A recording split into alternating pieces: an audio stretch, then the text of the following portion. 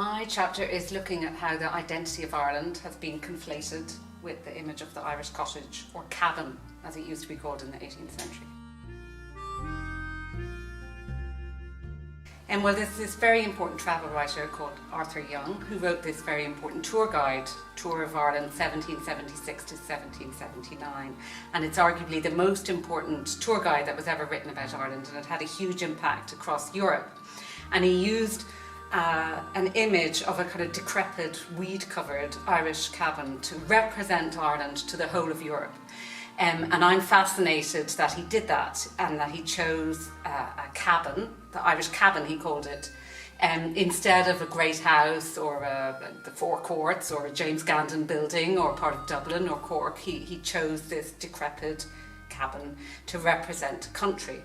And by doing that, because it was the most important tour guide, that became the image of Ireland, and you can track that image and its power from around, what I do it, from the end of the 17th century all the way up to the present day, when we still have these images representing Ireland in all our tourist literature.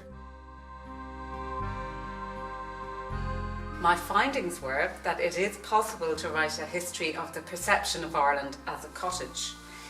If you broaden the sources to include the kind of building professional sources as well, and then if you stick quite closely to the image or the representation of Ireland, which continues to be a cottage in the landscape.